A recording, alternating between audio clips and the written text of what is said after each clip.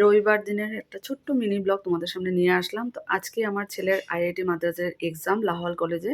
তো এখন কিন্তু বেরোচ্ছে, ঠাকুরের মন্দিরে গিয়ে একটু প্রণাম করে আসবে। আর এখানে আমি আমার মর্নিং স্পেশাল চা রেডি করেছি ক্রিম বিস্কুট দিয়ে। আর এটা হলো ব্রেকফাস্ট, রুটির সাথে খেয়ে যাবে। হোমমেড পনিরের তরকারি। আর রবিবার সকালের ক্লাস আমার প্রজ্বলিতা বংশিকা চলে এসেছে, ওদের ক্লাস শেষ করে আমি সবার ব্রেকফাস্টটা রেডি করছি। আর হট কেসে অমিতাভের জন্য একটু রুটি গুড় দিয়ে দিলাম, যে খিদে পেলে গাড়িতে খেতে পারবে। তো এই দেখো ছেলেও রেডি হয়ে গেছে।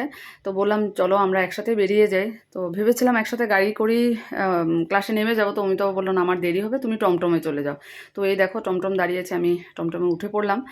আর আজকে যদি স্যার থাকতেন ক্লাসে তাহলে স্যারের থেকে অবশ্যই ছুটিটা নিয়ে নিতে পারতাম, কিন্তু এখন তো আমার উপর ক্লাসের দায়িত্ব, তাই নিতে পারলাম না। ছেলে অনেকবার বলেছিল মা চলো না, গেলে ভালো লাগে। আর সত্যি বাড়িতে বসে থাকলে একটা টেনশনও থেকে যায়। তো উপায় তো নেই, ক্লাসে যে ক্লাস করাচ্ছি আর সব পরীক্ষার ক্যান্ডিডেট এবছরের ভীষণ একটা চিন্তা, কিভাবে যে ক্লাসটা মানে ঠিক করে করে স্টুডেন্টগুলোকে রেডি করব পরীক্ষার জন্য। তো চলে আসলাম বাড়ি, এই যে তালাটা খুলছি। আর আজকে দুপুরবেলা লাঞ্চ আমি একাই করব।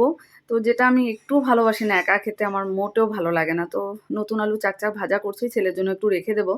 তো এই দেখো রেডি করেছি। আর একটা খুব টেনশন হচ্ছে, 2টোর থেকে পরীক্ষা, জানি কেমন দিচ্ছে ছেলে।